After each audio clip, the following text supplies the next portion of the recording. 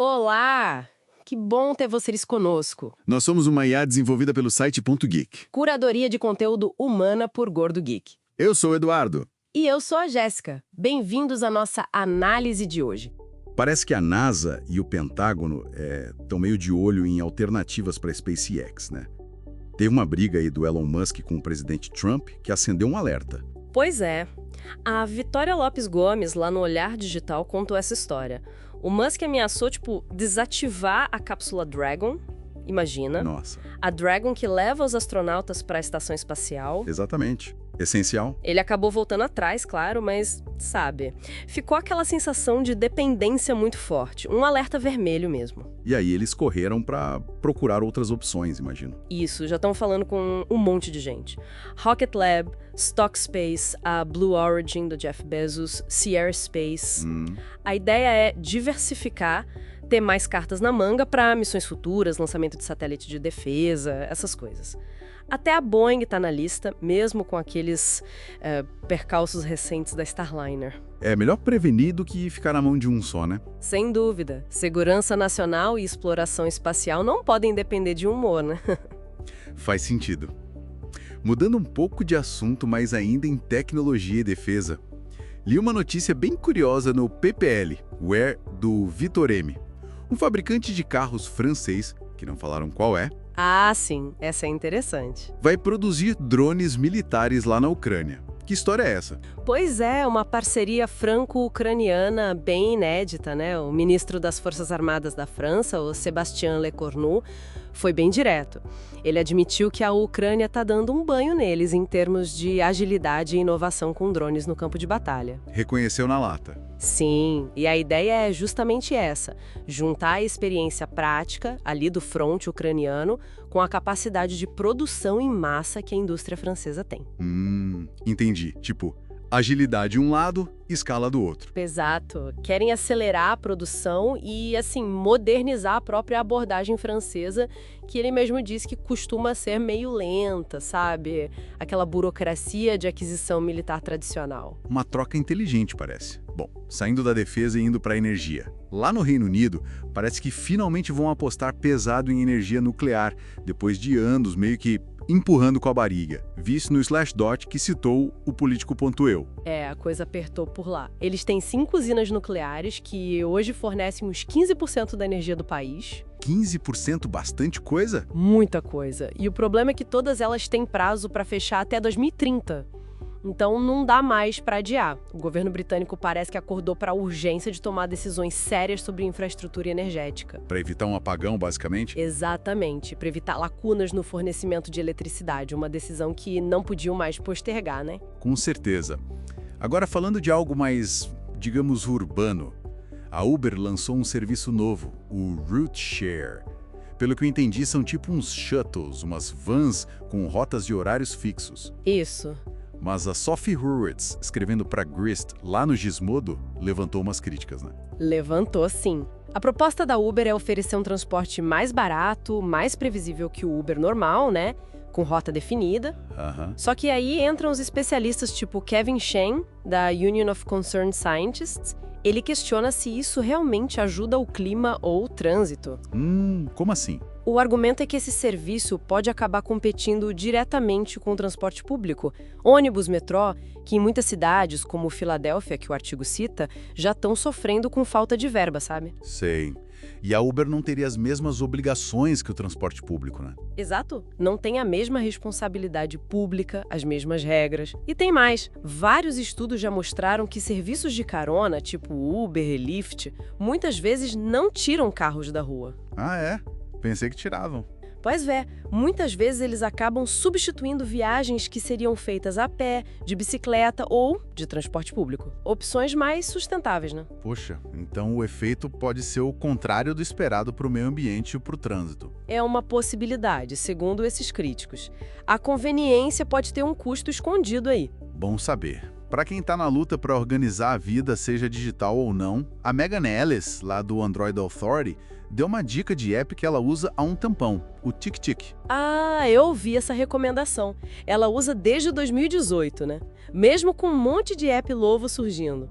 Isso, e o que ela destaca é que ele é simples, intuitivo, não te joga 1 milhão de funções na cara logo de cara. É bom isso, né? Às vezes menos é mais. Com certeza. Ela diz que é fácil adicionar tarefas, colocar tags, prioridades, separar em listas.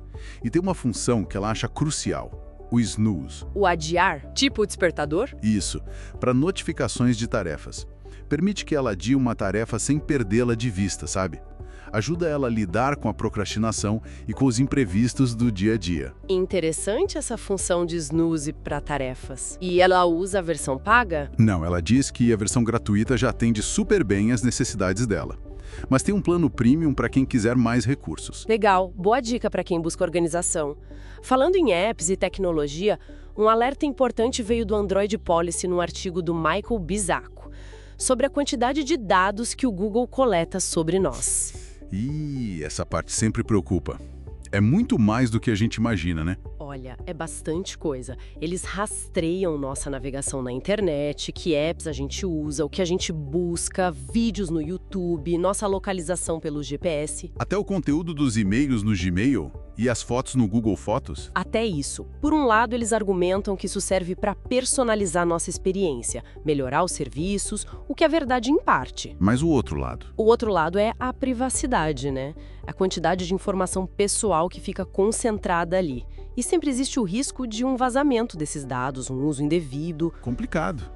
O artigo dá alguma sugestão? Sim, sugere usar as ferramentas do próprio Google, como o Google My Activity e o Google Takeout, para pelo menos ver e tentar gerenciar um pouco esses dados. E também considerar alternativas, tipo navegadores como Firefox ou DuckDuckGo, que focam mais em privacidade. É bom ter essas opções em mente. Saindo um pouco do digital e indo para a biologia, que sempre traz umas coisas incríveis, um polvo de 9 braços. Nossa, 9? Como assim? Pois é, a Kenna Hughes Castleberry, na Ars Technica, explorou justamente o sistema nervoso super diferente dos polvos para explicar isso. Ah, o sistema nervoso deles é fascinante mesmo, super descentralizado, né? Exatamente. Tipo, 2/3 dos neurônios deles, e eles têm uns 500 milhões, ficam nos braços. Caramba! Cada braço funciona quase como um mini cérebro. Consegue processar informação e iniciar movimentos de forma independente do cérebro central. É muito louco. Uau! E isso explica o polvo de 9 braços? Explica. Observaram um polvo na Espanha que teve um braço machucado e, na hora de regenerar, o braço cresceu de forma bifurcada, viraram 2 no lugar de 1. E ele ficou com 9. Ficou com 9. E o mais incrível, ele aprendeu a usar esse 9º braço normalmente. O estudo desse caso ajuda a entender essa capacidade incrível de adaptação deles, a tal da plasticidade neural. Que animal fantástico! Realmente. Ainda na biologia, mas voltando para a nossa saúde, bem lá no comecinho, uma matéria do Alessandro Di Lorenzo no Olhar Digital falou sobre a importância das primeiras bactérias com que a gente tem contato na vida. Aquelas do nascimento, né? O microbioma inicial. Essas mesmas. Uma pesquisa grande lá do Reino Unido, da University College London e do Sanger Institutes, acompanhou mais de 1000 bebês. E o que eles viram? Viram que a presença de uma bactéria específica, a Bifidobacterium longum, que geralmente é adquirida logo depois do nascimento, principalmente em partos normais, parece reduzir pela metade o risco de o bebê ter infecções graves nos primeiros anos de vida. Metade? Nossa, é muito significativo. Muito. Reforça demais a ideia de como esse primeiro contato com bactérias é crucial para treinar, para desenvolver o nosso sistema imunológico desde cedo. Faz todo sentido. E pensando em mecanismos do corpo, mas já na vida adulta, uma pesquisa feita aqui no Brasil, na Unicamp, desvendou como um hormônio do intestino acelera a queima de gordura. A notícia saiu na agência FASP e foi repercutida no Gizmodo. Ah, sim, sobre o FGF-19, né? Esse mesmo. O estudo foi feito em camundongos E eles mostraram que esse hormônio age lá no hipotálamo. No cérebro, né? Controlando várias funções. Exato. Ele estimula o hipotálamo a aumentar o gasto de energia do corpo e também ativa mais aquelas células de gordura que produzem calor, a tal da termogênese. E qual foi o resultado nos camundongos? Nos camundongos que eram obesos, isso levou à perda de peso e a um melhor controle da glicose no sangue. Puxa, isso abre um caminho interessante para novas terapias contra a obesidade e diabetes, talvez. Com certeza. A ideia é que, entendendo melhor como o FGF-19 funciona, talvez seja possível desenvolver medicamentos que imitem ou estimulem a ação dele. Meio parecido com a lógica de medicamentos como o Ozempic, que mimetizam outros hormônios ligados ao metabolismo e ao apetite. Muito promissor. Para a gente fechar nossa rodada de hoje, uma dica de exercício que viralizou por aí. A tal caminhada japonesa. Ah, eu ouvi falar disso. Tem um método específico, né? Tem. O Leandro Costa Crisculo explicou lá no Olhar Digital, baseado num artigo do The Conversation. A técnica foi desenvolvida por pesquisadores japoneses e é basicamente um treino intervalado. Como funciona? Você alterna 3 minutos de caminhada bem rápida, num ritmo forte, com 3 minutos de caminhada leve, mas devagar. E repete isso. Repete essa sequência por uns 30 minutos no total, algumas vezes por semana. E funciona, tem resultados. Olha, os estudos iniciais feitos lá no Japão mostraram benefícios maiores para a perda de peso, para a pressão arterial e para o condicionamento físico geral, se comparado com fazer 30 minutos de caminhada num ritmo moderado constante. Interessante, parece mais eficiente então. Parece. Mas tem um porém que os especialistas levantam. Qual? A adesão. Manter essa disciplina de ficar alternando o ritmo pode ser mais desafiador para algumas pessoas do que simplesmente sair e caminhar num ritmo só. Ah, entendi. A complicação da técnica pode dificultar a regularidade. Exatamente. E no fim das contas, o mais importante para a saúde é a constância. A regularidade da atividade física, seja ela qual for. Encontrar algo que a pessoa goste e consiga fazer sempre. Verdade. O melhor exercício é aquele que a gente faz, né? Perfeito. É isso. E assim a gente passou por bastante coisa hoje, né? Da tecnologia espacial à biologia e dicas de saúde. Realmente, uma variedade grande de temas. Mostra como as coisas estão sempre evoluindo em tantas áreas diferentes.